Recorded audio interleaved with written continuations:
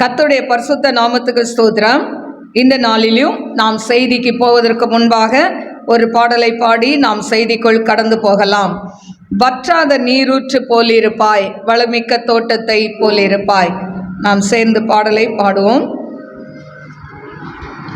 வற்றாத நீரூற்று போலிருப்பாய், வளமிக்க தோட்டத்தை போலிருப்பாய். வற்றாத நீரூற்று போலிருப்பாய், வளமிக்க தோட்டத்தை போலிருப்பாய். கர்த்தரை நம்பி வாழ்ந்திருப்பாய், காலமெல்லாம் நீ செழித்திருப்பாய். கர்த்தரை நம்பி வாழ்ந்திருப்பாய், காலமெல்லாம் நீ செழித்திருப்பாய். நீ வற்றாத நீரூற்று போலிருப்பாய், வளமிக்க தோட்டத்தை போலிருப்பாய். வாய்க்கால்கள் ஓரம் நடப்பட்ட மரமாய் எப்போதும் கனி கொடுப்பாய். நீ தப்பாமல் கனி கொடுப்பாய். வாய்க்கால்கள் ஓரம் நடப்பட்ட மரமாய் எப்போதும் கனி கொடுப்பாய். நீ தப்பாமல் கனி கொடுப்பாய். நீ வற்றாத நீரூற்று போலிருப்பாய், வளமிக்க தோட்டத்தை போலிருப்பாய். வற்றாத நீரூற்று போலிருப்பாய், வளமிக்க தோட்டத்தை போலிருப்பாய். ஓடும் நதி நீ பாயும் இடத்தில் உயிரெல்லாம் பிழைத்திடுமே, சுகமாக வாழ்ந்திடுமே. ஓடும் நதி நீ பாயும் இடத்தில் உயிரெல்லாம் பிழைத்திடுமே, சுகமாக வாழ்ந்திடுமே. நீ வற்றாத நீரூற்று போலிருப்பாய், வளமிக்க தோட்டத்தை போலிருப்பாய். பல நாட்டு மக்கள் உன் நிழல் கண்டு ஓடி வருவார்கள், பாடி மகிழ்வார்கள். பல நாட்டு மக்கள் உன் நிழல் கண்டு ஓடி வருவார்கள், பாடி மகிழ்வார்கள். நீ வற்றாத நீரூற்று போலிருப்பாய், வளமிக்க தோட்டத்தை போலிருப்பாய். பஞ்ச காலத்தில் உன் ஆத்துமாவை திருப்தியாக்கிடுவார், தினமும் நடத்திடுவார். பஞ்ச காலத்தில் உன் ஆத்துமாவை திருப்தியாக்கிடுவார், தினமும் நடத்திடுவார். நீ வற்றாத நீரூற்று போலிருப்பாய், வளமிக்க தோட்டத்தை போலிருப்பாய். வற்றாத நீரூற்று போலிருப்பாய், வளமிக்க தோட்டத்தை போலிருப்பாய். கர்த்தரை நம்பி வாழ்ந்திருப்பாய், காலமெல்லாம் நீ செழித்திருப்பாய். கர்த்தரை நம்பி வாழ்ந்திருப்பாய், காலமெல்லாம் நீ செழித்திருப்பாய். நீ வற்றாத நீரூற்று போலிருப்பாய், வளமிக்க தோட்டத்தை போலிருப்பாய். ஹல்லேலூயா.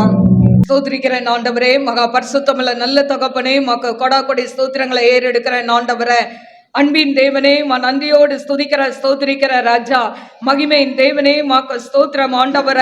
சிங்காசனத்தில் வீற்றுக்கிறவரே, மாக்கு ஸ்தோத்திரிக்கிற ஆண்டவர.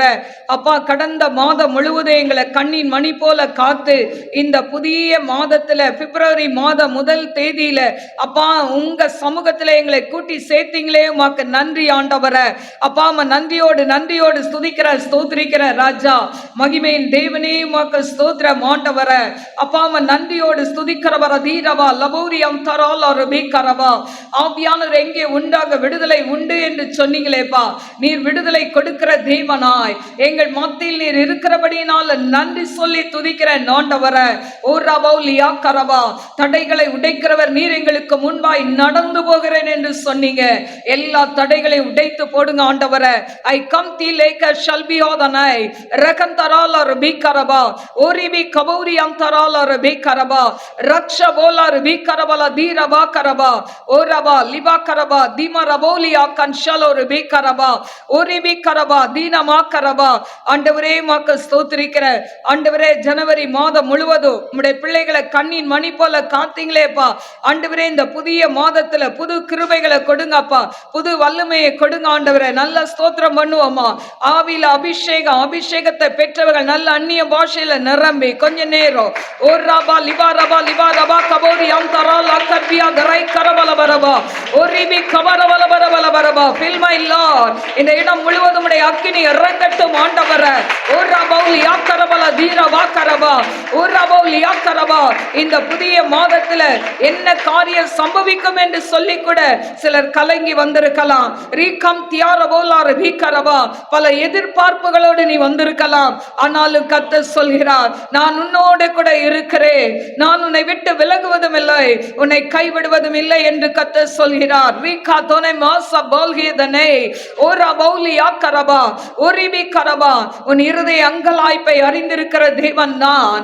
ஐ கம் தீலே பேஹாதனை ஓரா பௌலியா கரபா. யாருக்குமே தெரியாம அந்தரங்கத்துல நீ வடிக்கிற கண்ணீர் நான் காண்கின்ற தேவனாய் இருக்கிறேன். ஓரா பௌலியா கரபா.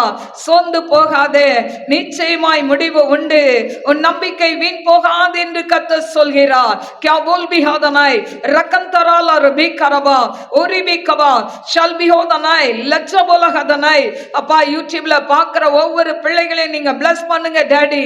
ஆண்டவரே, இந்த பிப்ரவரி மாதம் உடைய பிள்ளைகளுக்கு ஆசீர்வாதமான மாதமாய் மாற்றி கொடுங்க ஆண்டவரே. ஓரிபலா ஷல் பிஹோதனை கியால் பிஹோதனை கரபா.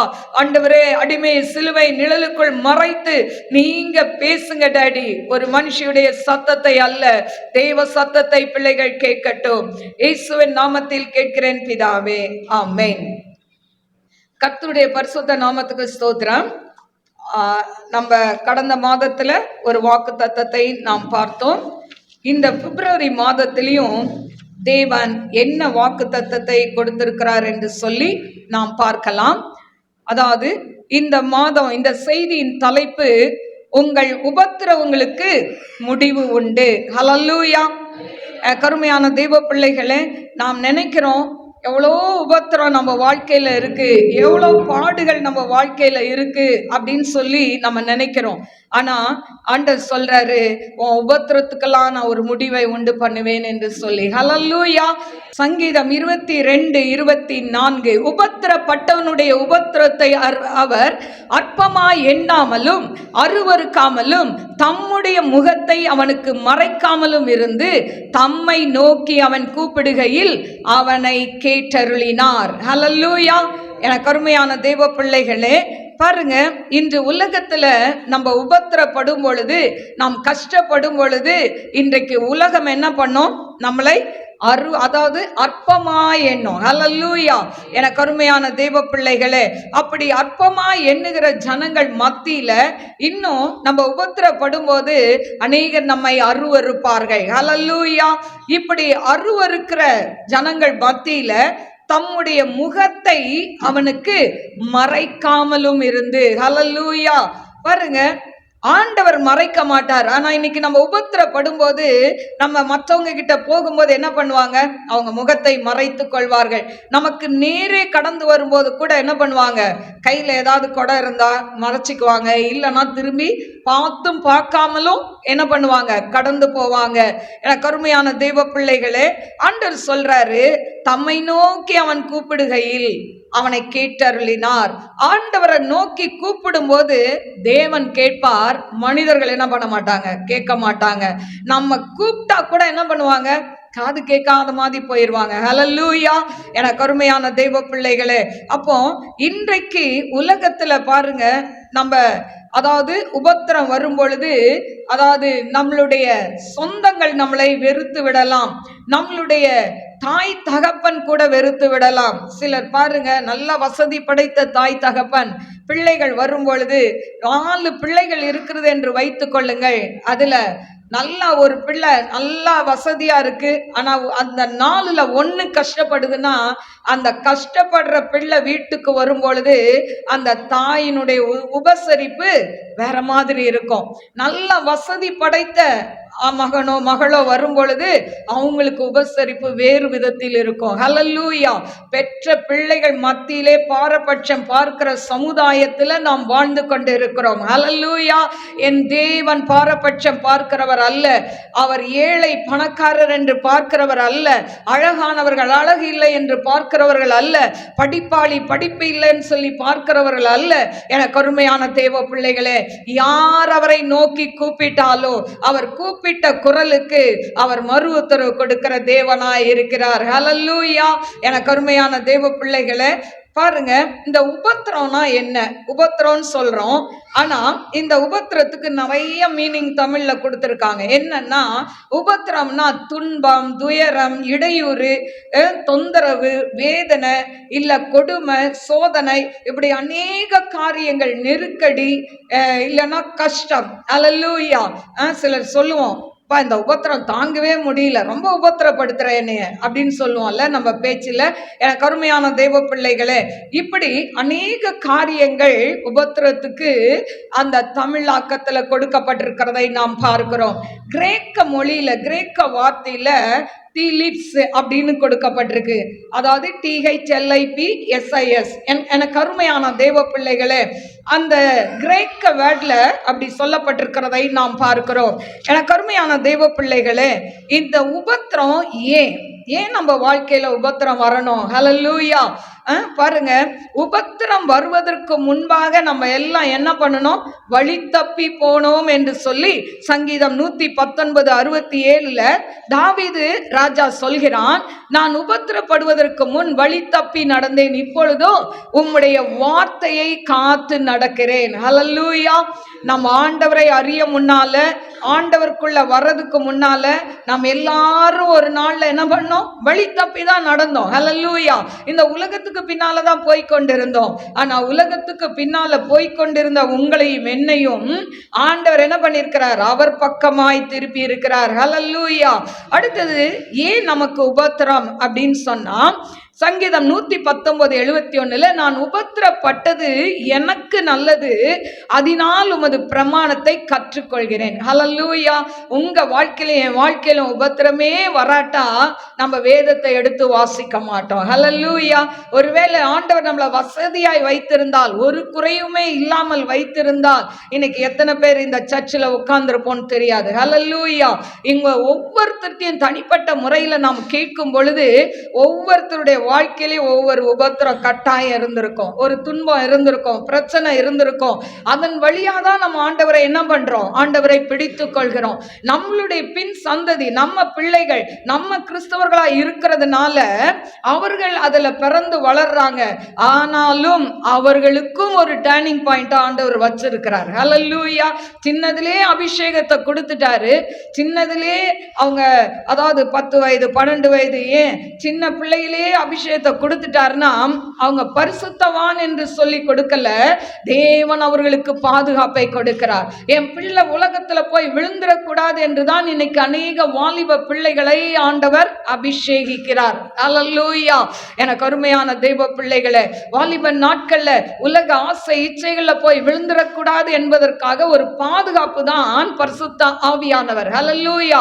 பரிசுத்த ஆவியானவர் நமக்குள்ள வரும்பொழுது அவர் பாவத்தை குறித்தும், நீதியை குறித்தும், அக்கிரமத்தை குறித்தும், நியாய தீர்ப்பை குறித்தும் கண்டித்து உணர்த்துகிறவர் என்று சொல்லப்பட்டிருக்கு. ஹல்லேலூயா. அதற்கு தாங்க அபிஷேகம், அதற்காக கொடுக்கப்பட்டதான். நம்ம பெருமைப்படுறதுக்கோ, ஐயோ நான் நல்லா அந்நிய பாஷை பேசுறேன்னு சொல்றதுக்கோ ஆண்டவர் அபிஷேகத்தை கொடுக்கவில்லை. ஹல்லேலூயா. அதை நல்லா புரிஞ்சுக்கணும். அதனால ஆவிக்குரிய பிள்ளைகளாய், ஆவிக்குரிய பெற்றோர்களுக்கு வளருகிற பிள்ளைகள் நமக்கு அபிஷேகத்தை கொடுத்துட்டாங்கன்னு தல கர்வத்துல நின்னீங்கன்னா அப்புறம் லூசிபர் ஆவி தான் உள்ள வரும். அல்லேலூயா. எனக்கு அருமையான தேவ பிள்ளைகளே, ஆண்டவர் எனக்கு பரிசுத்தமாய் வாழ்றதுக்கு இந்த அபிஷேகத்தை கொடுத்திருக்கிறார். ஒவ்வொரு நாள் இந்த அபிஷேகத்தை நான் புதுப்பித்து கொள்ள வேண்டும் என்ற அந்த தாகத்தோடு சர்ச்சுக்கு வந்து ஆராதிக்கும் போது மெய்மறந்து என்னைக்கு நீங்க ஆண்டவரை ஆராதிக்கிறீங்களோ அன்னைக்கு தான் நீங்க ரட்சிக்கப்பட்டிருக்கீங்கன்னு அர்த்தம். அல்லேலூயா. சும்மா ஒருத்தர் சொல்லி நல்ல அந்நிய பாஷையை பேசு, கையை தட்டு, கையை தூக்கு, இது அபிஷேகம் அல்ல, இது ஆராதனை அல்ல. அல்லேலூயா. ஆராதிக்கும் போது மெய் மறந்து ஆராதிக்கிறோம் பார்த்தீங்களா, ஆண்டவரும் நம்ம தான். அல்லேலூயா. யாரு பக்கத்துல இருக்கவங்க கூட நமக்கு யாருன்னு தெரியக்கூடாது, அப்படி ஆராதிக்கிறது தான் ஆராதனை. அல்லேலூயா. அதனால வாலிப பிள்ளைகள் நல்லா தெரிஞ்சுக்கோங்க, நமக்கு அபிஷேகம் இருக்குது, அப்படியே நேரம் டைரக்டா மோட்சத்துக்கு போயிடலாம், பரலோகம் நமக்கு புக் பண்ணி வச்சிருக்குது அப்படின்னு நினைக்காதீங்க. நீங்க உங்க வாழ்க்கையில ஒரு டேர்னிங் பாயிண்ட் வரணும். என்னைக்கு நின்று ஆண்டவரே நான் பாவி, ஆண்டவரே என்னை மன்னிங்கப்பா, எங்க அப்பாக்கு அம்மாக்கு தெரியாம, என் கணவனுக்கு தெரியாம, மனைவிக்கு தெரியாம பாவத்தை செய்து கொண்டிருக்கிற என்னை மன்னிங்கன்னு ரெண்டு கையும் தூக்குறீங்களோ அன்னைக்கு தான் ரட்சிப்பு. அல்லேலூயா. எனக்கு அருமையான தெய்வ பிள்ளைகளே, அப்போ ஆண்டவரை அறிந்து கொண்டது நமக்கு நல்லது, அவருடைய பிரமாணங்களை கற்றுக்கொள்ள முடியும். அடுத்தது ஏசாயா 48:10, இதோ உன்னை புடமிட்டேன், ஆனாலும் வெள்ளியை போல் அல்ல, உபத்திரத்தின் குகையில் நம்மை தெரிந்து கொண்டேன் சொல்றாரு. ஹல்லேலூயா. பாருங்க, வெள்ளியில புடமிட்டா, வெள்ளியில ஒரு தட்டான் போய் வெள்ளிய புடமிடும் போது அவன் என்ன பண்ணுவானா, அந்த வெள்ளிய வந்து ஒரு அதாவது ஒரு இதுல வந்து என்ன சொல்றது, ஒரு இடுக்கி கொரடு, சரி ஓகே, ஒரு கொரடுல அந்த வெள்ளி உடமையை பிடித்து கொண்டு நெருப்புல காமிப்பானாம். பொண்ணு அப்படி கிடையாது. பொண்ணு என்ன பண்ணிடுவாங்க, நெருப்புல அள்ளி போட்டுருவாங்க, அது உருகி எல்லாம் சரியாகி வெளியே வரும். ஆனா வெள்ளியை மட்டும் அந்த தட்டான் என்ன பண்ணுவானா, ஒரு கொரடை வச்சு அதுல அதை இடுக்கி மாதிரி பிடிச்சி அதை என்ன பண்ணுவான், நெருப்புல காமிப்பான். ஆனா இப்படி காமிக்கும் பொழுது அந்த வெள்ளியில அந்த முகம், அவனுடைய முகம் தெரியணும். அந்த முகம் தெரிஞ்ச உடனே டக்குன்னு வெளியே எடுக்கலன்னா வெள்ளி அப்படியே உருகி போயிடும். அதனால வெள்ளியை போல புடமிடும் போது, மல்கியால் அந்த வசனம் இருக்கு, வெள்ளியை போல புடமிடும் போது ஆண்டவர் என்ன பண்றாரா, நம்மளை பார்த்துக்கிட்டே இருக்கிறாரு. ஹல்லேலூயா.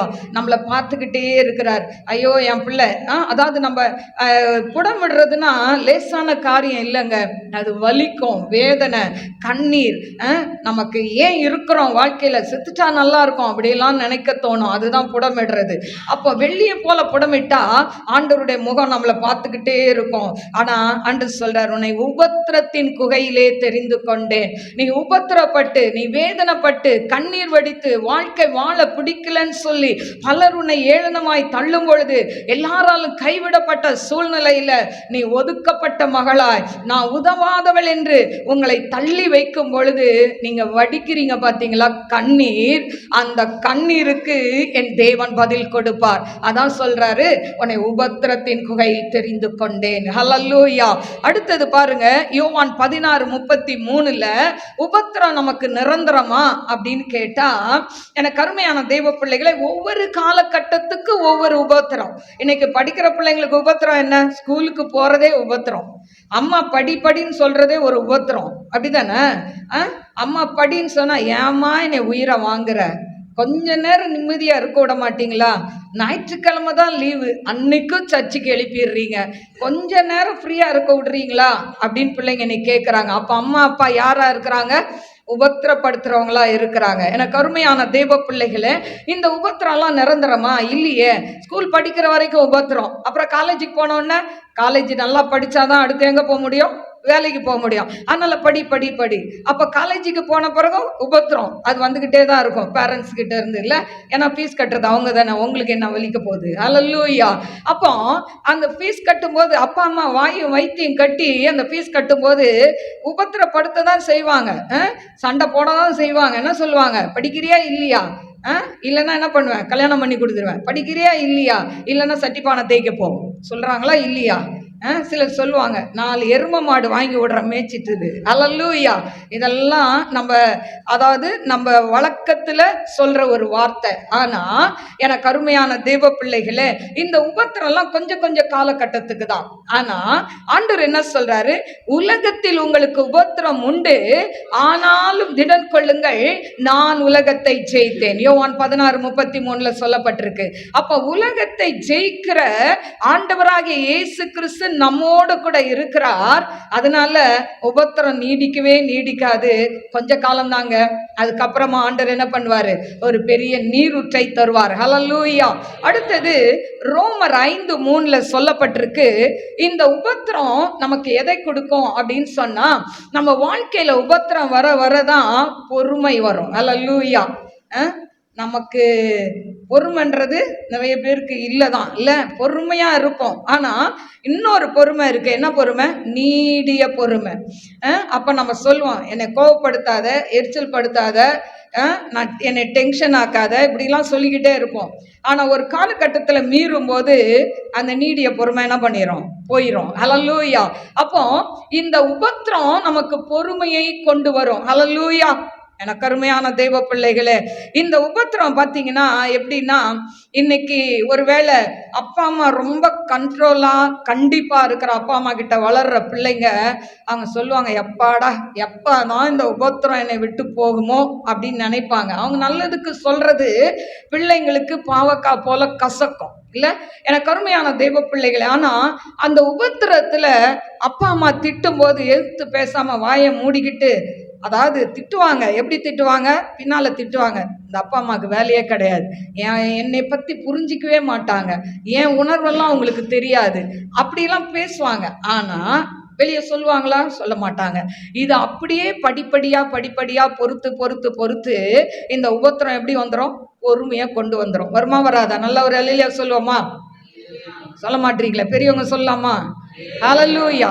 ஒரு அடிக்கிற கணவனோ திட்டுற கணவனோ இருக்கிறாருன்னு வச்சுக்கோங்க, உங்களால் அவர்கிட்ட பேசவே முடியாது. ஒரு வார்த்தை பேசுனீங்க, திருப்பி ஒரு அடி பலார்னு வச்சுட்டாருன்னு வச்சுக்கோங்களேன், அந்த மனுஷங்கிட்ட திரும்ப பேசுவீங்களா? பேச மாட்டீங்க. அப்போ அப்படியே பேசாம இருந்து இருந்து அப்படியே நீங்க அடக்கி கொண்டே வரும்போது உங்க சுயங்கள் உடைச்சிக்கிட்டே வருவார் ஆண்டவர். உடைச்சி உடைச்சி உடைச்சி பொறுமையை கொடுத்துருவார். ஹல்லேலூயா. பாருங்க, மோசே அவன் அரண்மனையில இருந்தான். அரண்மனையில இருக்கும்போது பொறுமையா இருந்தானா? ஏன்னா அவன் ஒரு ராஜா மாதிரி. அரண்மனையில அவன் ராஜாவுடைய மகனாய் வளர்க்கப்படுகிறான் ராணிக்கு. ஆனா அப்போ அவனுக்கு என்ன செல்வாக்கு, பணம், தைரியம், அவன்கிட்ட இளம் ரத்தம் எல்லாம் இருக்கு. எப்ரேனை கொண்டு போட்டுட்டான். ஆனா அதே மோசைய ஆண்டவர் 40 வருஷம் வனாந்தரத்தில் வச்சு வறுத்து எடுக்கிறார். ஏப்பா, உன்னை அரண்மனையில வச்சா கொன்னா போடுற, வா இங்க வா. பாருங்க, வனாந்தரத்துல வெயிலையும் குளிர்லையும் மழையிலையும் அந்த ஆடுகளை பின்னால ஆடு மேய்க்கிறது எவ்வளவு கஷ்டம் தெரியுமா? அந்த ஆடெல்லாம் மேய்ச்சேனாதான் இந்த இஸ்ரவேல் ஜனங்களை மேய்க்க முடியும். அல்லேலூயா. அதனாலதான் சிலர் ஊழியத்துக்கு வர முன்னாலேயே அவங்கள உடைச்சி உடைச்சி உடைச்சி எல்லா விதத்திலையும் நொறுக்கி கொண்டு வருவாங்க ஊழியத்துல. ஏன்னா ஊழியத்துல 4 பேர் 4 விதமா வருவாங்க. எடுத்தோம் கவுத்தோன் ஊழியம் போக முடியாதுல்ல. அதனாலதான் ஆண்டவர் என்ன பண்றாரு, பொறுமையை கொடுக்கிறார்.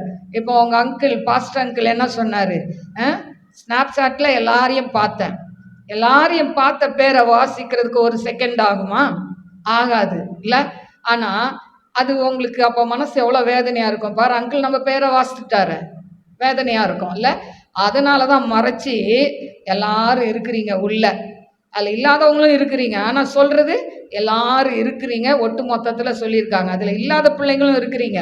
ஆனா சொல்றது ஒருத்தரை மட்டும் பின் பண்ணி சொன்னா அவங்களுக்கு வேதனை. அதனால எல்லாரும் இருக்கிறீங்கன்னு சொல்லி முடிச்சுட்டான். இதுதான் ஊழியத்துல வரக்கூடிய ஒரு அனுபவம். ஹல்லேலூயா. இதே ஊழியத்துக்கு வர முன்னால உங்க அங்கிளை பார்த்துருந்தீங்கன்னா தெரியும். ஹல்லேலூயா. எப்படி இருந்தாருன்னு அப்புறம் கேட்டு பாருங்க, அவங்க பசங்க கிட்ட சொல்லுவாங்க. ஹல்லேலூயா. எனக்கு அருமையான தெய்வ பிள்ளைகளே, அப்போ ஊழியத்துக்கு வருவதற்கு முன்பாகவே சில உடைப்புகளை ஆண்டவர் கொடுக்கிறார் வாழ்க்கையில. அப்படி இல்லைன்னா ஊழியத்துக்கு வந்த பிறகு என்ன பண்ணுவார், உடைப்பாரு. ஹல்லேலூயா. இப்படி ஒருத்தர் சொல்லுவாங்க, அப்படி ஒருத்தர் சொல்லுவாங்க, ஒருத்தர் நல்லவங்கன்னு சொல்லுவாங்க, ஒருத்தர் கெட்டவங்கன்னு சொல்லுவாங்க. ஆனா எல்லாத்தையும் மனசுக்குள்ள வாங்கிக்கிட்டு எல்லார்கிட்டையும் ஒண்ணு போல பேசுறது தான் கஷ்டம். அதுக்கு தான் ஆண்டவர் என்ன கொடுக்கிறாரு? உபத்திரத்தை கொடுத்து நமக்கு பொறுமையை கொடுக்கிறாரு. ஹல்லேலூயா. எனக்கு அருமையான தெய்வ பிள்ளைகளை, என் வாழ்க்கையை எடுத்துக்கிட்டா எங்க வீட்டுக்காரர்கிட்ட இருந்து தான் நான் பொறுமையை கத்துக்கிட்டேன். ஏன்னா பயங்கர கோபம் வரும். இப்போ கோபம் வர்றது நீங்க பாக்குறீங்க. இந்த கோபம்லாம் ஆண்டவர் கூட சவுக்கு எடுத்து அடிச்சாரா இல்லையா? சவுக்கு எடுத்து காசுக்கார அந்த பலகையெல்லாம் இங்க என்னது கள்ளர் கோயை ஆக்காதீங்கன்னு சொன்னாரா? சவுக்க எடுத்தாரா? இப்ப நான் கோவப்படுறது பிள்ளைங்க நல்லா இருக்கணுமே. என் பிள்ளைங்க எப்படி இருக்கணும்? எல்விஎம் சர்ச்சில் வர ஒவ்வொரு பிள்ளைகளும் மணிகளா இருக்கணும்னு விரும்புறேன். அதுல வர கோபம். ஆனா அப்ப வர்றது அப்படி இல்லை, காரணம் இல்லாம கோபம் வரும். ஹல்லேலூயா. ஆனா என்னுடைய கணவனை வைத்து தான் என்னைய மோல்டு பண்ணாரு. ஹல்லேலூயா. இல்லைன்னா கரடு முரடான கல்லா இருந்திருப்பேன். கரடு முரடான கல்லுல வரும்போது ஊழியத்துல இருந்தேன்னா அந்த கல்லு எல்லாரையும் காயப்படுத்தி இருக்கும். இன்னைக்கு நிறைய பேர் என்னை காயப்படுத்துறாங்க. ஆனா அந்த காயப்படுத்தினாலும் அவங்க கிட்ட மறுபடியும் பேச வைக்கிறாரு. இதுதான் உபத்திரத்துல ஆண்டவர் கொடுக்கிற பொறுமை. ஹல்லேலூயா. இந்த பொறுமை எதை கொடுக்குதான்? பரீட்சையை உண்டு பண்ணுகிறது. ஹல்லேலூயா. நம்ம பொறுமையா இருந்து அதுல என்ன பண்றோம்? ஒரு டெஸ்ட். அந்த பொறுமையில நம்ம என்ன பண்ணிடுறோம்? ஜெயிக்கிறோம்ல. அடுத்து பார்த்தீங்கன்னா இந்த பரீட்சையினால நமக்கு என்ன உண்டாகும்னா தேவன் மேல இன்னும் நம்பிக்கை. ஹல்லேலூயா. இப்ப வரைக்கும் 30 வருஷம் ஊழியர் செய்யறேன். எத்தனையோ ஜனங்களுக்கு ஆண்டவர் அற்புதம் செய்திருக்கிறார். எத்தனையோ பேர் ஆசீர்வாதமா இருக்கிறத நான் பார்க்கிறேன். ஆனாலும் ஒரு சிலர் குறை சொல்கிறவர்கள் குறை சொல்லிக் கொண்டேதான் இருப்பார்கள். அவர்கள் இப்போ வரைக்கும் இருந்து கொண்டேதான் இருக்கிறார்கள். அப்படி குறை சொல்கிறவர்கள் மத்தியிலையும் மறுபடியும் அவங்களோடு போய் நான் பேசுகிறேன் என்று சொன்னால் அதுதான் ஆண்டவர் கொடுத்த கிருபை, அதுதான் தேவன் கொடுத்த பொறுமை. ஹல்லேலூயா. எனக்கு அருமையான தேவ பிள்ளைகளே, இன்னைக்கு வேதாகமத்துல உபத்திரப்பட்டவர்கள் யார்? அவர்கள் உபத்திரவங்களுக்கு தேவன் எப்படி முடிவை உண்டு பண்ணினார் என்று சொல்லி நாம் முதலாவது பார்க்கலாம். இப்போ உபத்திரவத்துல நம்ம என்ன செய்யணும்? இப்போ உபத்திரம் நம்மளுக்கு வேண்டாம் அப்படின்னு சொன்னா இந்த உபத்திரத்துல நம்ம என்ன செய்யணும் அப்படின்னு சொன்னா உபத்திரத்துல தேவனை நோக்கி கூப்பிட வேண்டும். ஹல்லேலூயா. இப்ப நம்ம வாஸ்த வசனத்துல கடைசியில என்ன சொல்லப்பட்டிருந்தது? உபத்திரத்துல தேவனை நோக்கி கூப்பிடணும்னு சொல்லப்பட்டிருந்தது. ஹல்லேலூயா. எனக்கு அருமையான தேவ பிள்ளைகளே, அப்போ உபத்திரத்துல நாம் என்ன பண்ணணும்? தேவனை நோக்கி கூப்பிட வேண்டும். ஹல்லேலூயா. யாத்ராகமம் 3:7 நாம் வாசிப்போம். யாத்ராகமம் 3:7.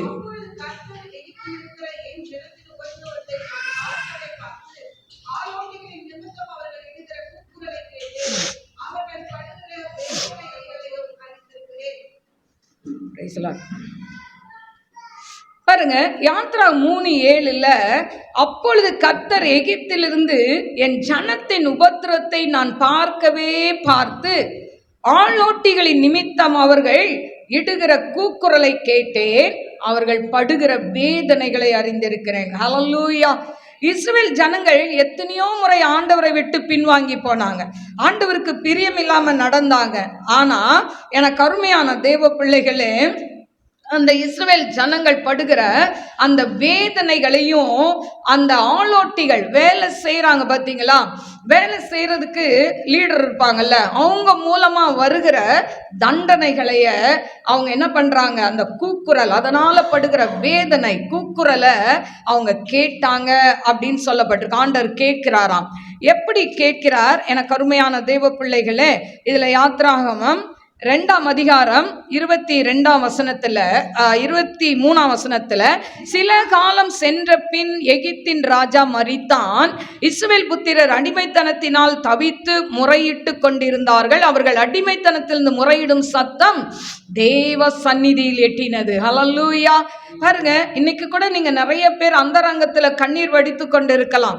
ஆண்டவரே, எனக்கு நீதியே கிடைக்கல, நியாயமே கிடைக்கல, என் கணவனுக்கு நான் எப்படி பிரியமாய் வாழ்ந்தாலும் என்னை புரிந்து கொள்ளவே இல்லை, ஆண்டவரே இதுக்கு என்னதான் வழி ஆண்டவரே அப்படின்னு சொல்லி நீங்க கண்ணீர் வடித்து கொண்டு இருக்கலாம். அந்த கூக்குரலை, அந்த அடிமைத்தனத்துல இருந்து நீங்க முறையிடுகிற சத்தத்தை என் தேவன் கேட்டார். அவர் சந்நிதியில் எட்டி இருக்கிறது. அது ஒருவேளை கணவனா இருக்கலாம். சில வீடுகள்ல மனைவி என்ன பண்ணுவாங்க, கணவனை அடிமையா வச்சிருப்பாங்க. அல்லேலூயா. எதுவா இருந்தாலும் ஆண்டவர் எந்த அடிமைத்தனத்துல இருக்கிறீங்களோ அதுல இருந்து நீங்க கூப்பிடுகிற கூக்குரல், நீங்க வடிக்கிற சத்தம், அந்த சத்தத்தை என் தேவன் கேட்கிறார். அல்லேலூயா. தேவன் அவர்கள் பெருமூச்சை கேட்டு தாம் ஆபிரகாமோடும் ஈசாக்கோடும் யாக்கோபோடும் செய்த உடன்படிக்கை நினைவு கூர்ந்தார் என்று சொல்லப்பட்டிருக்கு. அல்லேலூயா. ஆபிரகாமுக்கு என்ன உடன்படிக்கை பண்ணினார்? நான் உன் சந்ததிக்கு இந்த கானானை கொடுப்பேன் ஆண்டவர் சொன்னார். அதனால அந்த உடன்படிக்கை நினைவு கூர்ந்து என்ன பண்றாரு, உங்க பெருமூச்சை கேட்கிறார். அல்லேலூயா. எனக்கு அருமையான தெய்வ பிள்ளைகளே, இப்படி கேட்ட உடனே ஆண்டவர் என்ன பண்றாரு, மோசையை கூப்பிடுறாரு. இவன் வனாந்தரத்துல இப்ப என்ன பண்றான், 40 வருஷம் அரண்மனையில இருந்தான். அடுத்து 40 வருஷம் அவன் எங்க போயிட்டான், வனாந்தரத்துக்கு போயிட்டான். இப்ப 80 வருஷம். இப்ப ஆண்டவர் கூப்பிடுறாரு, வாப்பா நீ என்ன பண்ணணும், இஸ்ரவேல் ஜனங்கள்லாம் அடிமைத்தனத்துல இருக்காங்க, அவங்கள நீ தான் கூட்டிட்டு வரணும். ஹல்லேலூயா. பாருங்க, இன்னைக்கு நீங்க நிறைய பேர் கேட்பீங்க, ஏன் எனக்கு மட்டும் பிரச்சனை? பெரியவங்க இல்ல, சின்ன பிள்ளைங்களும் கேட்பாங்க, எனக்கு மட்டும் தானே பிரச்சனை வருது, எனக்கு மட்டும் தானே போராட்டம் வருது அப்படின்னா உங்களை ஆண்டவர் ரொம்ப ரொம்ப ரொம்ப ரொம்ப நேசிக்கிறார். அல்லேலூயா. யாரை நேசிக்கிறாரோ அவங்களுக்கு மட்டும்தான் என்ன வரும், உபத்திரம் வரும். அல்லேலூயா. அதனால சோர்ந்து போகாதீங்க. உங்களை ஒரு நோக்கத்தோடு ஆண்டவர் புடமிட்டு கொண்டு இருக்கிறார். அல்லேலூயா. யாருக்கு தெரியும், நீங்களே என்ன மாதிரி ஒரு ஊழியக்காரியாய் வர முடியுமே. அல்லேலூயா. அதனாலதான் இன்னைக்கு உங்களை புடமிட்டுக்கிட்டே இருக்கிறார், உங்களை உடைச்சிக்கிட்டே இருக்கிறார். உங்களை காயப்படுத்தி கொண்டே ஜனங்கள் இருக்கிறதுக்கு காரணம் என்ன தெரியுமா?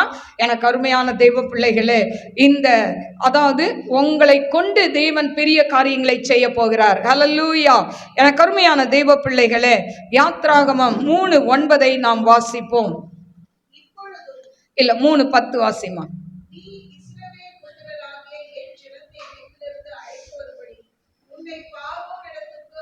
இப்ப பார்வோன் இடத்துக்கு அனுப்புவேன்னு சொல்றாரு. மோசே கிட்ட சொன்னோன்னா மோசே என்ன பண்றாரு, பல சாக்கு போக்குகளை சொல்றாரு. இன்னைக்கு கூட நான் ஒரு சிலரை சொல்லுவேன், ஊழியத்தை ஆரம்பி, ஊழியத்தை செய்யுங்க, ஊழியம் செய்யாம இருக்காதீங்க அப்படின்னு சொன்னா பல சாக்கு போக்கு. ஆண்டி இன்னும் கொஞ்ச நாள் ஆகட்டும் ஆண்டி, என் பிள்ளைங்களுக்கெல்லாம் கல்யாணம் பண்ணிட்டு அதுக்கப்புறம் ஊழியம் செய்யலாம், இப்படி அநேக சாக்கு போக்குகளை சொல்லுகிறவர்களை இன்னைக்கும் நான் பார்த்துட்டு இருக்கிறேன். எனக்கு அருமையான தெய்வ பிள்ளைகளே, ஆண்டவருக்கு சாக்கு போக்கு சொல்லவே கூடாது. பாருங்க, ஊழியத்திலே பெஸ்டான ஊழியம் எது தெரியுமா? சிறுவர் ஊழியம். நான் முதல் செய்த ஊழியம் சிறுவர் ஊழியம். அல்லேலூயா. முதல் செய்தது தனி ஊழியம். அந்த ஊழியம் என்னன்னா முழங்கால் ஊழியம். அது செய்யறதுக்கு இன்னைக்கு ஆட்கள் கிடையாது. இன்னைக்கு மேடையில பேசிடலாம், ஆனா எல்லா வெளியில போய் நம்ம ஸ்பீச் கொடுத்துடலாம், ஆனா அந்த ரங்கத்துல ஆண்ட சமூகத்துல முழங்கால் படியிட்டு ஜெபிக்கிறதுக்கு இன்னைக்கு ஊழியக்காரர்களோ விசுவாசிகளோ இல்லை. ஏன் நம்ம வாழ்க்கையில இன்னும் உபத்திரம் அப்படின்னா, நம்ம முழங்கால் எங்கெங்க முடங்கணும், தேவ சமூகத்துல முடங்கணும். அல்லேலூயா. நம்ம தனிப்பட்ட வாழ்க்கையில நமக்கு ஒரு உயர்வு வேணும்னா அடுத்தவங்க முழங்கால் இல்ல, உங்க முழங்கால். உங்க ஹஸ்பண்ட் முழங்கால் இல்ல, உங்க முழங்கால். உங்க மனைவி முழங்கால் இல்ல, உங்க முழங்கால். அவங்க முழங்கால முடக்குனீங்கன்னா அவங்கள உயர்த்திக்கிட்டே போயிடுவார். அல்லேலூயா. எனக்கு அருமையான தெய்வ பிள்ளைகளை, அதனால இவங்கள குறை சொல்லாதீங்க. என் முழங்கால் உங்க சமூகத்துல முடங்கணும் ஆண்டவரை. இந்த ஜனவரி மாசம் போயிடுச்சு ஆண்டவரை, ஒரு மாசம் அப்படியே அல்லல் தட்டிட்டு போயிடுச்சு.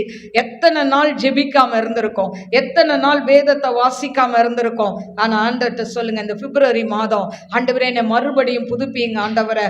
அப்பா என் ஜெப நேரத்தை புதுப்பீங்க ஆண்டவரை. உங்க பாதத்துல நான் காத்திருந்து ஜெபிக்கணும் ஆண்டவரை. ஆண்டவர்கிட்ட கேளுங்க.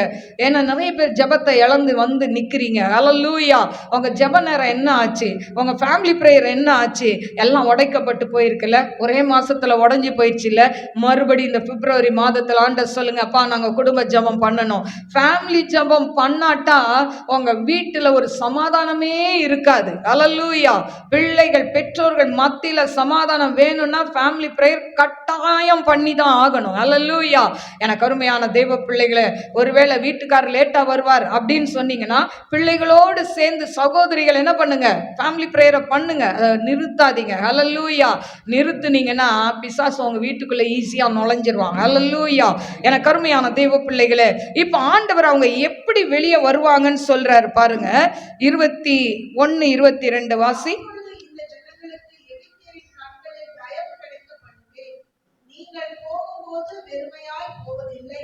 ஒவ்வொரு ஸ்திரீயும் தன் அயலவத்தான் இடத்திலும் தன் வீட்டில் தங்குகிறவர்களிடத்திலும் வெள்ளி உடைமைகளையும் பொன் உடைமைகளையும் வஸ்திரங்களையும் கேட்டு வாங்குவாள். பாருங்க, சும்மாலாம் போக மாட்டீங்க, ஒவ்வொருத்தர்கிட்ட இருந்தும் பொண்ணு வெள்ளி உடைமைகளை வாங்கி கொண்டு போவாங்க ஆண்டவர் சொல்றாரு. ஹல்லேலூயா.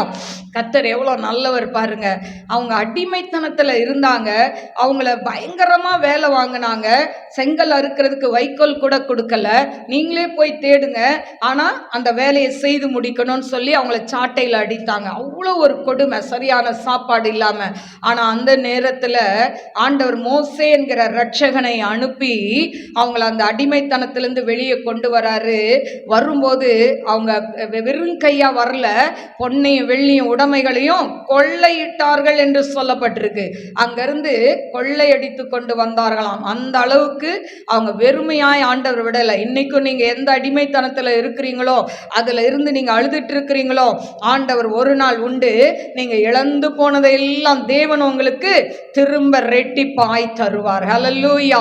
இந்த மாதத்துல ஆண்டவர் அப்படி செய்ய போகிறார். ஹல்லேலூயா. அடுத்தது உபத்திரத்துல என்ன பண்ணணும்? முதல் சொன்ன, இப்போ உபத்திரத்துல என்ன செய்யணும்? தேவனை நோக்கி கூப்பிடணும்னு சொன்னேன். இப்ப ரெண்டாவது, உபத்திரத்துல தேவனை நம்ப வேண்டும். ஹல்லேலூயா. யோபு 2:13 நாம் வாசிப்போம்.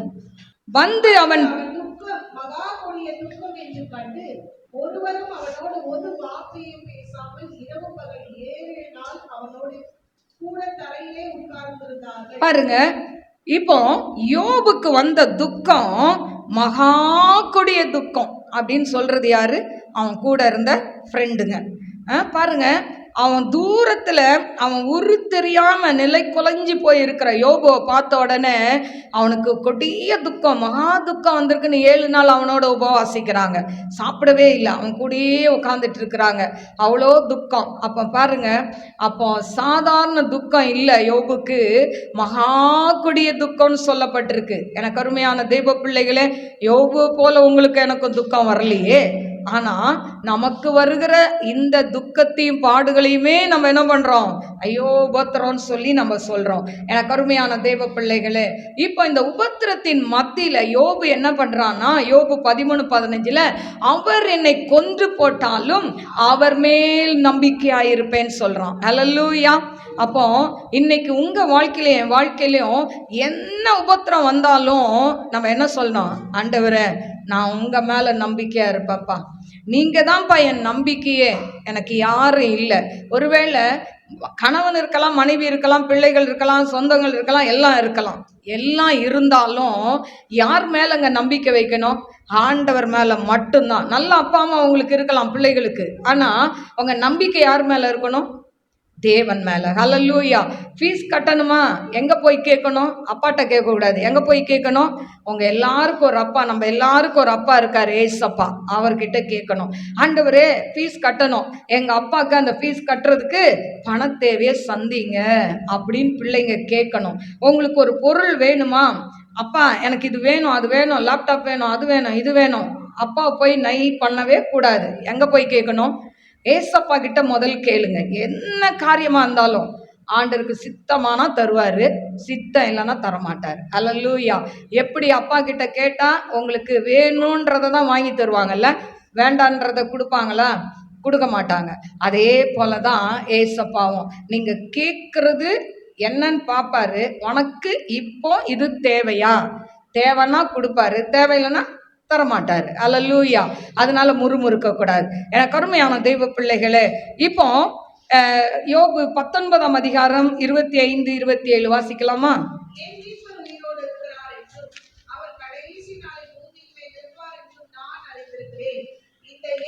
முதலானவைகள் அழுகி போன பின்பு நான் என் வம்சத்திலிருந்து தேவனை பார்ப்பேன். அவரை நானே பார்ப்பேன், அந்நிய கண்கள் அல்ல. என் கண்களே அவரை நானே பார்ப்பேன், அந்நிய கண்கள் அல்ல, என் கண்களே அவரை காணும் என்று சொல்லி அவன் அவ்வளோ நம்பிக்கையோட சொல்கிறதை பார்க்கிறோம். ஏன்?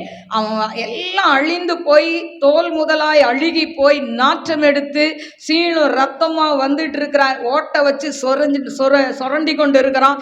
அந்த நேரத்துல எல்லாரும் வெறுத்து ஒதுக்கிட்டாங்க.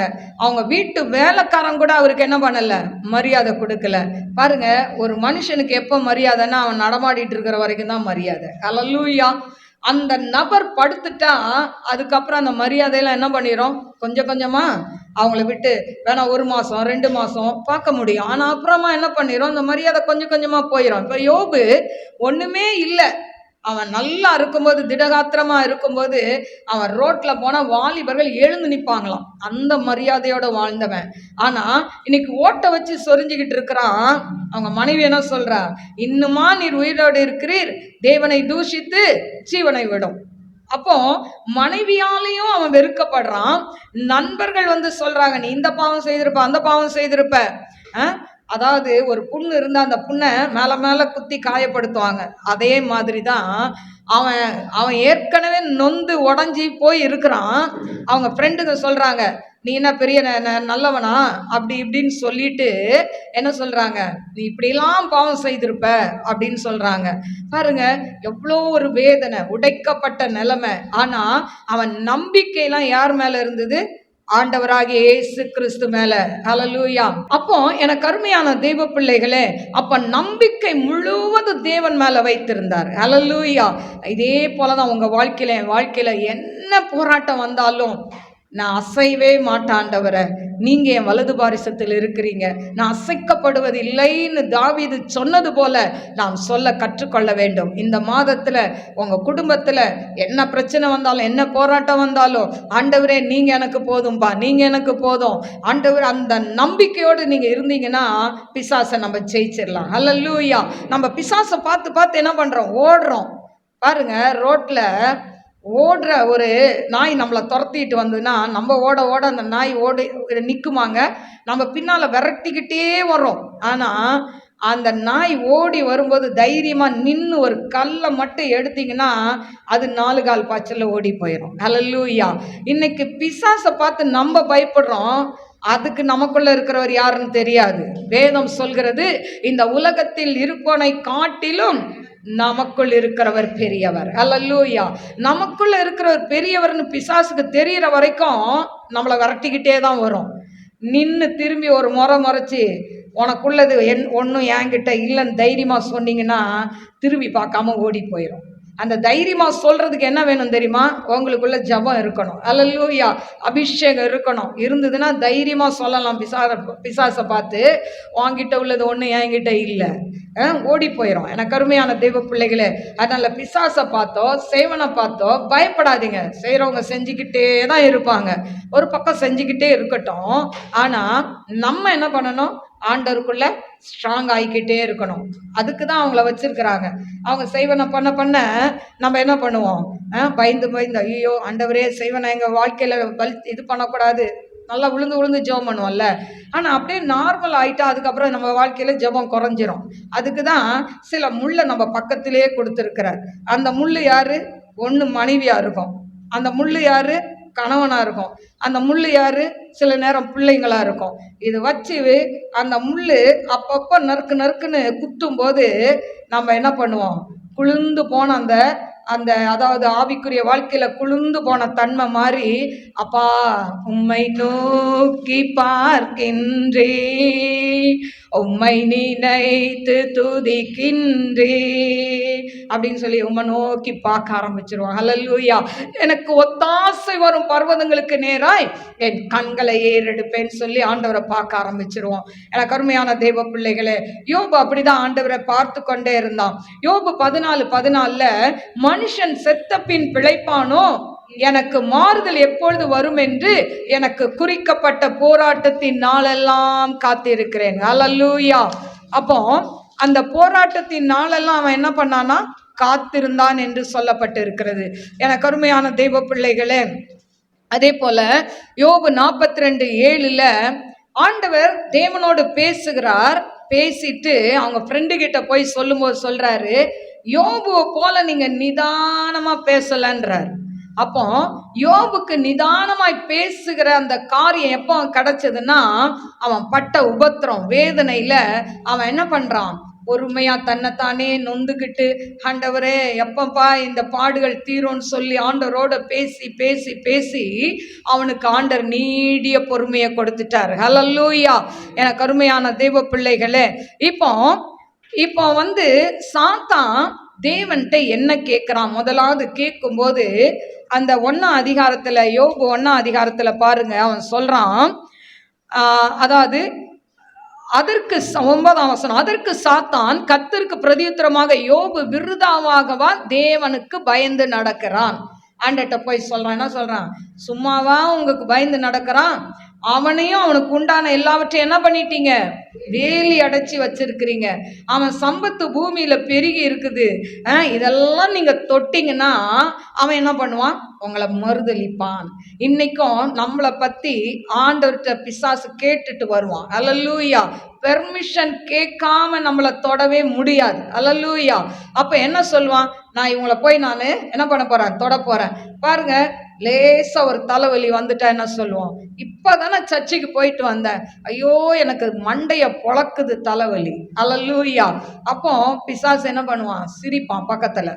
ஆனா இங்க யோபு பத்தி சொல்லும்போது ஆண்டவர் என்ன தெரியுமா சொல்றாரு, 12ஆம் வசனம், கர்த்தர் சாத்தானை நோக்கி, இதோ அவனுக்கு உண்டானவை எல்லாம் உன் கையில இருக்குது, அவன் மேல் மாத்திரம் உன் கையை நீட்டாதே என்றார். அப்பொழுது சாத்தான் கர்த்தருடைய சந்ததியை விட்டு, அதாவது சந்நிதியை விட்டு புறப்பட்டு போனான்னு சொல்லப்பட்டிருக்கு. அப்ப ஆண்டவர் சொல்றாருப்பா, எல்லாம் உன் கையில இருக்கு, என்ன வேணா செய், அவன் ஜீவனை மட்டும் தொடாத. அல்லேலூயா. எனக்கு அருமையான தெய்வ பிள்ளைகளே, அப்ப ஆண்டவர் எவ்வளவு ஒரு அருமையான காரியத்தை அங்க செய்யறாரு பாருங்க. அவருக்கு என்னன்னா நம்பிக்கை யோபு மேல, என் மகன் மறுதளிக்க மாட்டான், என் மகன் என்ன விட்டு போக மாட்டான். அந்த நம்பிக்கைக்கு பாத்திரவானாய் யோபு அவருக்கு வச்ச டெஸ்ட்ல பாஸ் ஆயிட்டாரா இல்லையா? அப்ப பாருங்க, அந்த பாஸ் ஆறதுக்கு முன்னால அந்த உபத்திரத்தை தாங்கிறதுக்கு அவனுக்கு தேவன் மேல நம்பிக்கை வைக்க வேண்டி இருந்தது. அடுத்தது பொறுமையா இருந்தான், யார் என்ன சொன்னாலும் கேட்டுக்கிட்டு அமைதலா இருந்தான், அவங்க கிட்ட வாக்குவாதம் பண்ணல, சண்டை போடல. அப்ப அந்த பொறுமையை ஆண்டவர் என்ன பண்றாரு, கொடுக்கிறாரு. அதுக்கப்புறமா அவன் என்ன பண்றான், ஆண்டவர் அவனை உயர்த்தி, அதாவது லாஸ்ட்ல அவனுக்கு ஒரு நம்பிக்கை வருது. அந்த நம்பிக்கையில் அவன் சொல்றான், யோபு 42:2, தேவரீர் சகலத்தையும் செய்ய வல்லவர், நீ செய்ய நினைத்து தடைப்படாது என்பதை நான் அறிந்திருக்கிறேன் ஆண்டவரே, நீங்க எல்லாம் செய்வீங்க ஆண்டவரே அப்படின்னு சொன்ன உடனே அப்பதான் அவங்க ஃப்ரெண்டுங்க, அப்போ பாருங்க ஃப்ரெண்டுகிட்டே சொல்றாரு, நீ அவன மாதிரி பேசல, அவங்ககிட்ட போய் என்ன பண்ணு, சர்வாங்க தகன பலி செலுத்த சொல்லு. அப்பவும் ஆண்டவர் எந்த தைரியத்துல சொன்னாரு, யோபு கேட்பான்னு சொன்னாரு இல்ல. பாருங்க, நம்மனா ஒருவேளை நம்மளுக்கு அகேன்ஸ்டா இருந்தவங்க நம்ம கிட்ட வந்தா என்ன சொல்லுவோம், நல்லா ஜெபிக்க முடியாது, நான் ஜெபம் மன்னிக்கிற வேணாம் அப்படின்னு சொல்லுவோம். ஆனா யோபு அவங்களுக்காக சர்வாங்க தகன பலி செலுத்தினான், அவர்களுக்காக வேண்டுதல் செய்தான். வேண்டுதல் செய்த உடனே அவன் சிறையிருப்பை மாற்றினார், அவனை ரெட்டிப்பாய் ஆசீர்வதித்தார். ஹல்லேலூயா. எனக்கு அருமையான தேவ பிள்ளையே, உபத்திரத்தின் வழியாய், பாடுகள் வழியாய் கடந்து வரீங்களா, தேவன் உங்களை ரெட்டிப்பாய் இந்த மாசம் ஆசீர்வதிக்க போகிறார். ஹல்லேலூயா. எந்த உபத்திரத்துல கஷ்டப்படுறீங்களோ அந்த உபத்திரத்துல தேவன் என்ன பண்ணுவார், ரெட்டிப்பான ஆசீர்வாதத்தை கொடுப்பார். ஹல்லேலூயா. அநேகருடைய கணவன்மார் ரட்சிக்கப்படாம இருக்கிறாங்களா, ஆண்டவர்கிட்ட நீங்க ஜெபிக்கிற ஜெபத்தை நிறுத்தாதீங்க. நீங்க அதை நான் ஸ்டாப்பா பண்ணிக்கிட்டே இருங்க, அதை ஸ்டாப் பண்ணக்கூடாது. இந்த ஆள்லாம் திருந்த மாட்டாருன்னு அதாவது புள்ளி வைக்காதீங்க. என் தேவன் புள்ளி வைக்கிறவர் அல்ல, கமா போட்டுக்கிட்டே போவார். ஹல்லேலூயா. அதனால நீங்களும் ஜெபத்தை நிறுத்தாதீங்க, அவருக்காக ஜெபிக்கிற ஜெபத்தை இன்னும் அதிகப்படுத்துங்க. அதுக்காக ஆண்டவரே அடிங்க உதைங்க அப்படி ஜெபம் பண்ணாதீங்க. என் கணவனை ரட்சிங்க ஆண்டவரே, என் மனைவியை ரட்சிங்க ஆண்டவரே, அந்த ரட்சிப்புக்காக ஒவ்வொரு நாளும் ஜெபிங்க, அந்த ஜெபத்துக்கு தேவன் பதில் தருவார். ஹல்லேலூயா. அடுத்தது பாத்தீங்கன்னா, 3வது உபத்திரத்துல என்ன பண்ணணும்னா, தேவனுக்கென்று வைராக்கியமா இருக்கணும். ஹல்லேலூயா. இன்னைக்கு உங்களுக்கு எனக்கு அந்த வைராக்கியம் தேவை. தானியேல் 3ஆம் அதிகாரம் 5-6 வாசிப்போமா?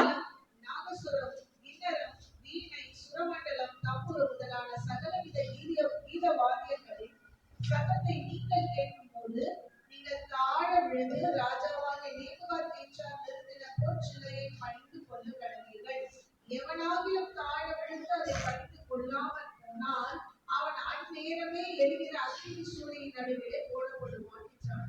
எனக்கு அருமையான தெய்வ பிள்ளைகளே, தானியேல் பாருங்க, தானியேல் அதாவது தானியேலுடைய நண்பர்கள் சாத்ராக் மேஷாக் ஆபேத்நேகோ இவங்க இருந்த நாட்கள்ல பார்த்தீங்கன்னா நாட்டில் ஒரு சட்டம் வருது. நேபுகாத்நேச்சார் என்ன பண்றாரு, ஒரு சிலையை வைத்து அதை எக்கால நாகஸ்வர கிண்ணறம் வாசிக்கும் போது அதாவது எங்க போனாலும் ரோட்ல போயிருந்தாலும் எங்க போனாலும் அந்த சத்தத்தை கேட்ட உடனே தாழ விழுந்து பணியணும் அந்த பொற்சிலையேன்னு சொல்லியிருந்தார். ஆனா இவன் என்ன பண்ணிட்டாங்க, இவங்க 3 பேரும் அப்படி அந்த அந்த வாத்தியம் கீத வாத்தியெல்லாம் கேட்கும்போது கூட அவங்க என்ன பண்ணலை, அந்த பொற்சிலையை பணியலை. இதை ஒருத்தன் போய் கோல் மூட்டுறானுங்க. கோல் மூட்டினோன்னு ராஜா கூப்பிடுறாரு. கூப்பிட்டு அவங்கள விசாரிக்கும் போது அவங்க என்ன சொல்றாங்கன்னா 16ஆம் வசனம், சாத்ராக், மேஷாக், ஆபேத்நேகோ என்பவர்கள் ராஜாவை நோக்கி, நேபுகாத்நேச்சாரே, இந்த காரியத்தை குறித்து உமக்கு உத்தரவு சொல்ல எங்களுக்கு அவசியமில்லை. நாங்கள் ஆராதிக்கிற எங்கள் தேவன் எங்களை தப்புவிக்க வல்லவராய் இருக்கிறார். அவர் எரிகிற அக்கினி சூளைக்கும் ராஜாவாகி உம்முடைய கைக்கும் நீங்களாக்கி விடுவிப்பார். விடுவிக்காமற் போனாலும் நாங்கள் உம்முடைய தேவர்களுக்கு ஆராதனை செய்வதும் இல்லை, நீர் நிறுத்தின பொற்சிலையை பணிந்து கொள்வதும் இல்லை என்கிறது ராஜாவாகிய உமக்கு தெரிந்திருக்க கடவுது என்றார். பாருங்க எவ்வளவு ஒரு சவாலா, ஒரு அடிமையானவங்க ஒரு ராஜா கிட்ட எவ்வளவு பவ்யமா பேசணும். ஆனா இந்த இடத்துல அவங்க கோபப்பட்டது நல்லதா, நல்லது இல்லையா? அல்லேலூயா. அப்போ கிறிஸ்தவங்கன்னா கோபமே வரக்கூடாதுன்னு இல்லை, கோபம் கொண்டாலும் பாவம் செய்யாதிருங்கள்னு இருக்கு பைபிள்ல. அதனால நியாயத்தை கேட்கும் பொழுது என்ன வரணும், கட்டாயம் வரணும். அவன் போய் அதை சிலையை வணங்குன்னு சொல்லும்போது அவங்க சொல்றாங்க, ஆண்டவர் எங்களை விடுவிப்பார், நாங்கள் ஆராதிக்கிற தேவன் ஜீவனுள்ள தேவன், அவர் விடுவிப்பார், எங்களை தப்புவிப்பார், தப்புவிக்காம போனாலும் நீ நிறுத்தின சிலையை வணங்க மாட்டோம். சவால் விடுறாங்க. அல்லேலூயா. அந்த சவால் விட்டவன அவார்டா கொடுத்தாங்க இல்ல, அக்கினி சூளை 7 மடங்கு சூடாக்குறாங்க. தூக்கிட்டு போறவங்க இராணுவத்துல பலசாலிகள், அவங்க என்ன பண்றாங்க, அவனை தூக்கிட்டு போறாங்க. கொண்டு போனவங்க கருகி செத்தாங்களே தவிர உள்ள விழுந்தவங்க 4 பேராய் அவர்கள் உலாவி வருகிறதை பார்க்கிறோம். கரங்களை தட்டி ஆண்டவரை மகிமைப்படுத்துவோமா? ஹல்லேலூயா. இன்றைக்கு உங்க வாழ்க்கையில தேவன் இந்த அற்புதத்தை செய்ய அவர் வல்லவராய் இருக்கிறார். ஹல்லேலூயா. உங்களை யாரெல்லாம் கஷ்டப்படுத்துறாங்களோ உங்களை அக்கினி சூளைக்குள்ள போட்டாலும் நீங்க கருக மாட்டீங்க. போடுறவங்க அதாவது உங்களை கொண்டு போடணும்னு நினைக்கிறவங்க போட்டவங்க கருகி சாவாங்களே தவிர ஆண்டவர் உங்களை ஜீவனோடு வைத்திருப்பார். ஹல்லேலூயா.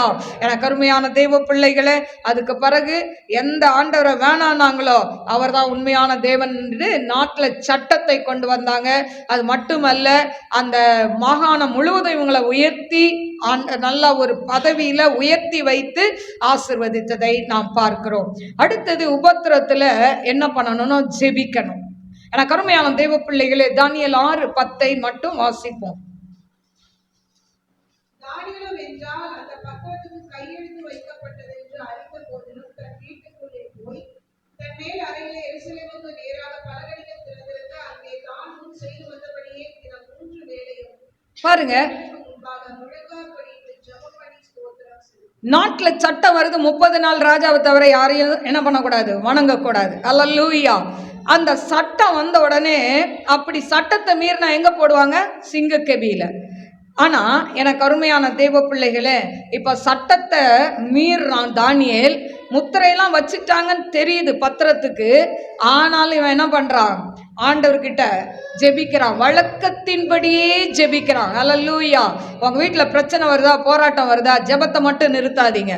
நம்ம செய்யற ஒரு பெரிய தப்பு என்னன்னா, உங்க வீட்டுக்கார் ஒரு நாள் சண்டை போட்டுட்டு போயிட்டா அன்னைக்கு ஜெபமே ஓடாது. அல்லேலூயா. இல்ல மனைவி ஏதாவது சொல்லிட்டா அன்னைக்கு பிரேயரே ஓடாது, பைபிள் ரீடிங்கும் கிடையாது. எனக்கு அருமையான தெய்வ பிள்ளைகளே, என்ன போராட்டம் என்ன பிரச்சனை இடியே நம்ம மேல வந்து விழுந்தாலும் நம்ம என்ன பண்ணக்கூடாது, ஆண்டவரை விட்டு பின்னால போகவே கூடாது. அல்லேலூயா. பிள்ளைகள் பாருங்க, மார்க் வரல, மார்க் ரொம்ப கம்மியாயிருச்சு, ஆண்டவர் எனக்கு என்ன செஞ்சாருன்னு கேட்காதீங்க, நீங்க என்ன தப்பு பண்ணுனீங்கன்னு கேளுங்க. அல்லேலூயா. மார்க் குறையுது அப்படின்னா ஆண்டவர் தப்பு கிடையாது, எங்கேயோ நீ ஓட்டையா இருக்கிறன்னு அர்த்தம். அல்லேலூயா. உன்னுடைய குறைவு எங்கேயோ இருக்குது. ஆண்டவர் சமூகத்துல போய், ஆண்டவரே எதனால எனக்கு மார்க் குறைஞ்சுது ஆண்டர்கிட்ட கேளுங்க. ஆண்டவர் சொல்லுவார், நீ இந்த இடத்துல சரியா இல்லை, சரி பண்ணுன்னு ஆண்டவர் சொல்லுவார். அல்லேலூயா. என கருமையான தெய்வ பிள்ளைகளே, பாருங்க, வழக்கத்தின்படியே ஜெபிக்கிறான். அதனால அந்த ஜெபத்தை விட்டுறாதீங்க. வழக்கத்தின்படியே ஜெபிங்க. உங்க வீட்டுக்கார் திட்டுனாலும் ஜெபிங்க, உங்ககிட்ட சந்தோஷமா இருந்தாலும் ஜெபிங்க. சிலர் வீட்டுல பிரச்சனைனா ஜெபிப்பாங்க. வீட்டுக்கார் நல்லா அவங்கள நல்லா அன்பா வச்சுக்கிட்டு நல்லா பேசிட்டு நல்லா இருந்தாரு அப்படின்னா சிலருக்கு ஜெபமே மறந்து போயிடும். கருமையான தெய்வ பிள்ளைகளே, ரெண்டையும் நம்ம பேலன்ஸ் பண்ண தெரியணும். சந்தோஷமா இருந்தாலும் ஜெபிங்க, துக்கமா இருந்தாலும் என்ன பண்ணுங்க, ஜெபிங்க. அல்லேலூயா. இப்போ அப்படி ஜெபித்ததுனால ஆண்டவர் சிங்கத்தின் வாயை கட்டினாரு. ஆனா அந்த இடத்துல பாருங்க, தரை ராஜா ரொம்ப நேசிச்ச அதாவது தானியல்னா ரொம்ப பிடிக்கும் தரை ராஜாக்கு. ஆனா அப்படிப்பட்டவர் சொல்றாரு, நீ இடைவிடாமல் ஆராதிக்கிற தேவன் உன்னை தப்புவிக்க வல்லவராய் இருந்தாரா? அப்போ ஒரு புறஜாதி ராஜா அந்த தானியலை குறித்து ஒரு நம்பிக்கை என்னன்னா, அவன் இடைவிடாமல் ஆராதிக்கிறான்.